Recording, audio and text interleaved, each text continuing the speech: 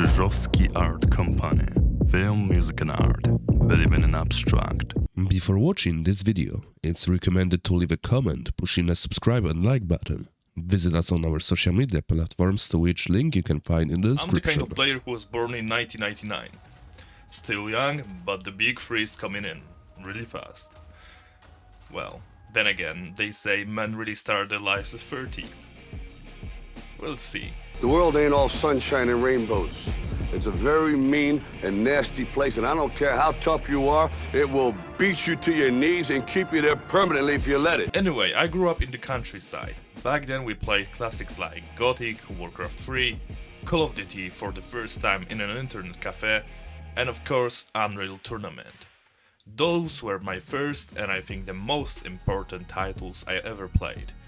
These are the games that shaped me into the gamer I am today. From that perspective, it's wild that we're living in the future.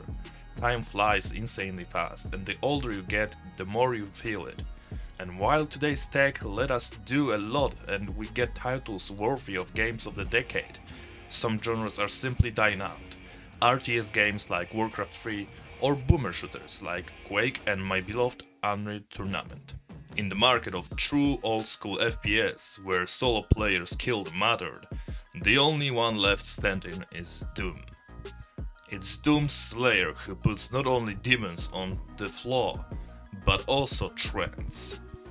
Long story short, the new Doom trilogy is a blast.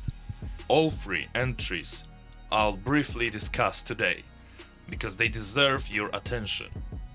If you've been skeptical about the series so far, I promise, if you like blood, splatter, absolute destruction and stylish kills with all kinds of guns, Doom absolutely nails at all these categories. But one thing at a time. In 1993, when I probably wasn't even planned yet, the game that is Doom saw the light of the day. A legendary game that set the course for the FPS genre. ID Software's idea was simple. Let's do it better and faster than Wolfenstein. A 4-person team worked day and night to finish the title. One of the first recorded crunches in the industry, by the way. With diehards putting in 80-hour weeks. The plot of a story in Doom was that simple. Scientists on Mars exploiting secret projects open a gate to hell, causing a demon invasion on space, facilities and Earth. For the first time, players step into the boots of the Doom guy, fighting to survive, slaying demons, trying to stop the invasion and close the Hell Gate. Even before the reboot, Doom was hailed a genre classic, and today any self-respecting retro gamer should have a copy on their shelf. I personally missed the Doom guy wave. In my childhood I worshipped Unreal Tournament, much newer and faster FPS. And sadly I never played the classic Doom. They're on my pile of shame. Maybe I'll finally get to them. I only joined the Doom fandom with the 2016 reboot, buying a boxed PS4 copy in 2018. I booted it up and well, I was surprised because the game sent me back in time, reminding me why I loved boomer shooters.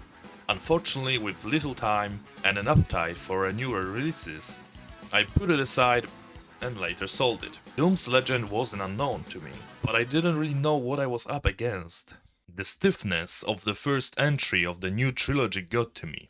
For an Unreal player, double jumps were normal and gravity was just a suggestion. This year ahead of the Dark Ages, I decided to replay Doom, and I'll say this. If I had to pick the best entry in the series, I couldn't. Each one offers something different. Something unique.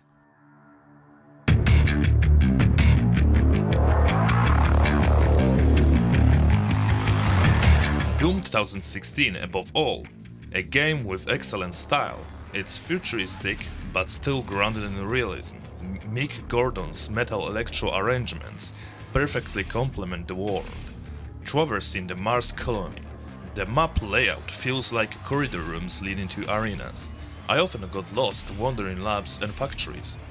Call me clumsy, but it generally hindered the flow when I was forced to overlook the map and do extra exploring.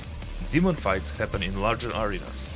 and each encounter spikes your adrenaline and dopamine. I played on an ultra-violence mode which demanded full attention. If I ignored a demon, it punished me immediately.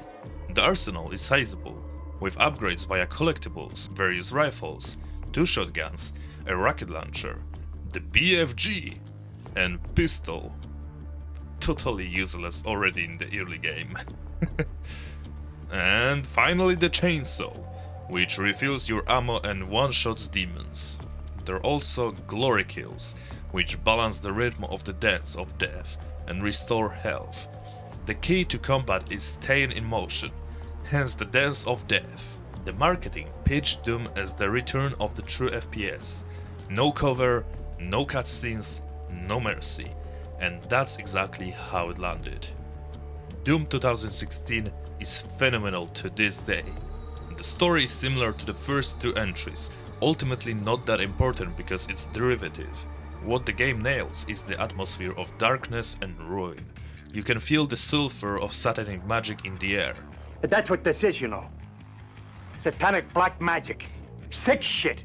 When we're fed a ton of story and lore and nonsense, the Slayer just gets impatient, smashes whatever in front of him, and charges ahead to mow down more demon hordes. Ah! Even when I'm talking about it, I get excited. Events of the last 24 hours, but you must understand. Our interest in their world was purely for the betterment of mankind. Everything has clearly gotten out of hand now, yes. But it was worth the risk, I assure you.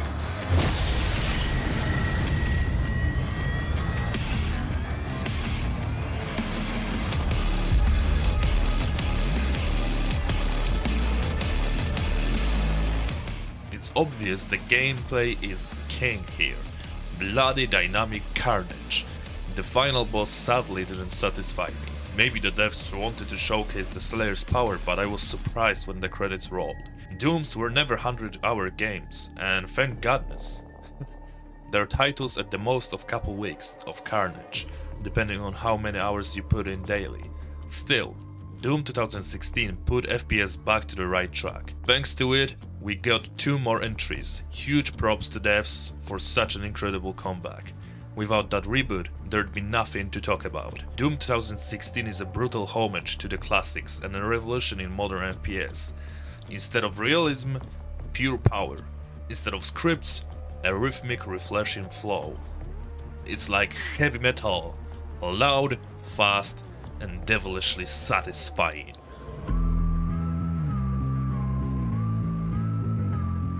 No wonder the studio greenlighted a sequel. Though we waited 4 years, eventually the Doomslayer returned, this time with a jetpack. The Doom devs again said, let's make it faster and better. And thus Eternal was born. The game took on a more epic, almost biblical tone. Angel Grace's Ancient Wars, your own space fortress. Eternal was entirely different from its predecessors. The palette got so colorful, you could call it gaudy. But the spaces were less claustrophobic and the arenas much more interestingly designed. They added jump pads, poles to vault off. Overall, it felt more like Quake or Unreal than Doom. And everything was cranked to the max. The gameplay was faster than any FPS I mentioned. There, I dare to say it, Eternal was and is the fastest FPS in gaming history. Would you agree with me on that? Write in the comment. That gave skilled FPS players a huge playground. Funny thing, I was playing it alternating with Doom 2016. The first one on PlayStation, Eternal on Xbox, and the cognitive dissonance was real. In Eternal, demons got weak points you had to target. For example, you could toss a grenade into a Cacodemon's mouth, mid-air, and it would explode from the inside. Worst of all was running into the Martyr. What a clown with a shield. He completely slowed down the game, turning combat into 1v1 duels where you had to stagger and punish at the right moment. That enemy gave me the most grief. Glory kills rained down left and right, with AoE boosts if you picked the right runes. Some players got bored of seeing the same finisher animation again and again. I personally didn't mind it. Those moments gave me a breather to plan the next steps. The Slayer also got a character upgrade tree, like the weapons. Eternal brought a true revolution in gameplay. Beautiful stuff. The arsenal gained a flame pouch, which helps with resources. The pistol was removed, and overall there were many changes. Almost a completely different feel. Add environmental puzzles and climbable walls. Exploration was much better and more approachable than in 2016. The levels ranged from ruined Earth to Hell Citadels, the Space Fortress and ancient angelic worlds. The final boss fight was extremely satisfying. Total Armageddon. Sheer the madness on screen. Till this day I haven't finished the DLCs. They supposedly max out the level of difficulty, however I haven't tried them yet, so I won't say anything about them on this video. Subscribe to this channel and comment down below if you would like to see the playthroughs of these DLCs on livestream that I do each Monday till Saturday at 8 PM BST. In Doom Eternal, each level felt like a spectacle with a monumental vistas, and the soundtrack slapped. This was the last time we'd hear Mix Gordon electric guitar with an even heavier, more aggressive score. Razor sharp. Besides the 22 mission campaign, the game offers hidden secrets, collectibles, codex entries, master levels, harder remixes of maps, battle mode, asymmetric PvP, one Slayer vs 2 player controlled demons, and the Ancient Gods DLC, a 2-part campaign concluding the Slayer saga. In short, Doom Eternal is the most demanding, satisfying and thoughtfully designed modern FPS. Speed isn't enough. You have to think, analyze, manage resources, and be ruthless. It rewards aggression, thinking, and perfection, and makes you feel like an immortal god of war in armor. It's the standout entry of the series, considered by many the best.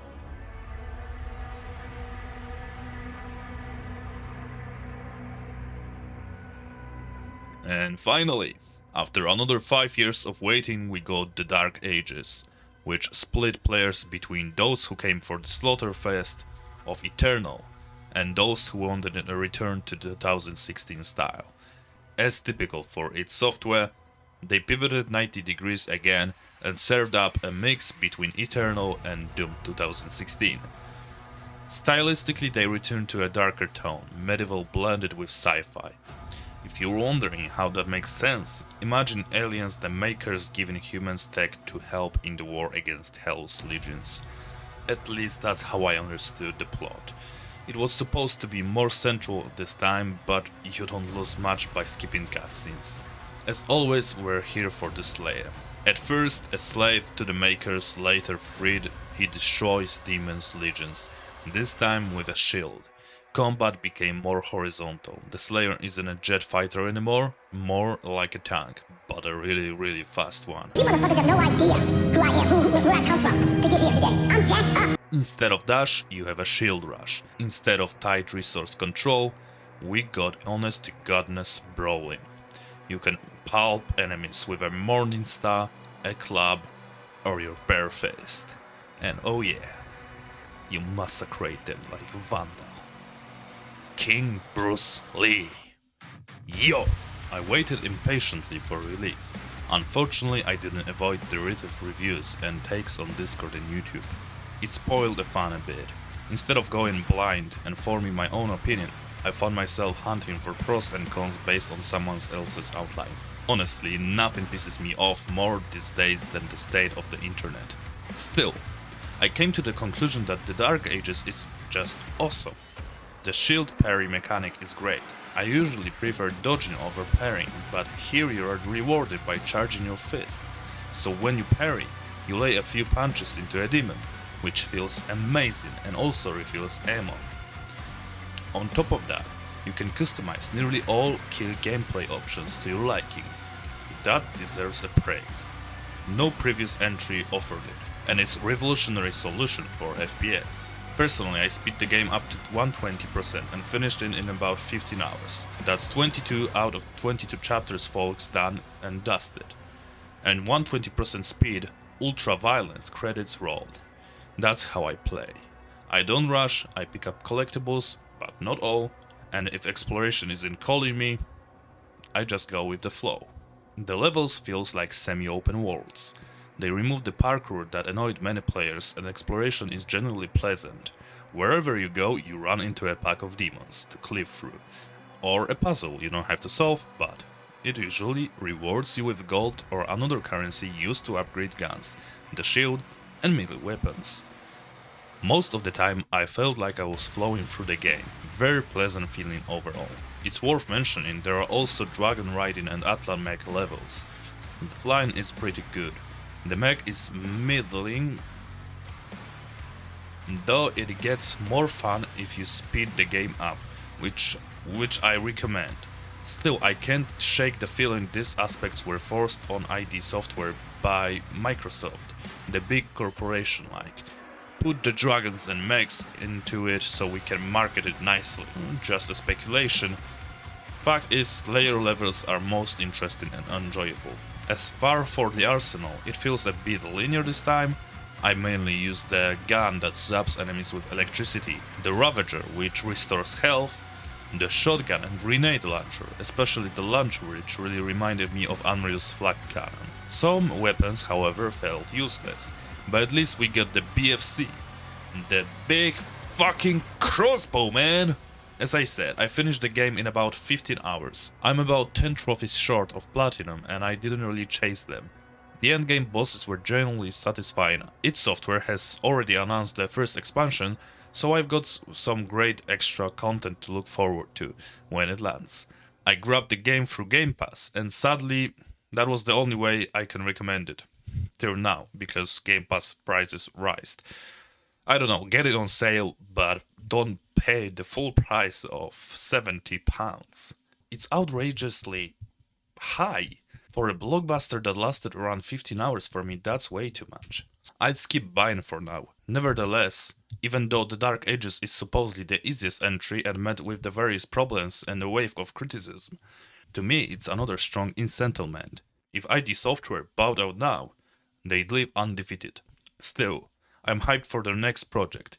Despite a few stumbles, they're nearly flawless at what they do, and they really do go against the trends, which I'll always praise. That's it for the new Doom trilogy. Tell me which entry you liked most, and whether you'll give it, or already gave it, a go. What do you think of the newest Doom? Right away. That's all from me. Take care. See you. Peace.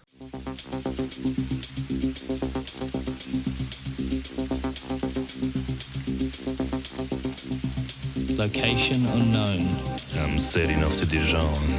Be careful, love. Always feeling danger. No more. It's thrilling. I'm always bidding.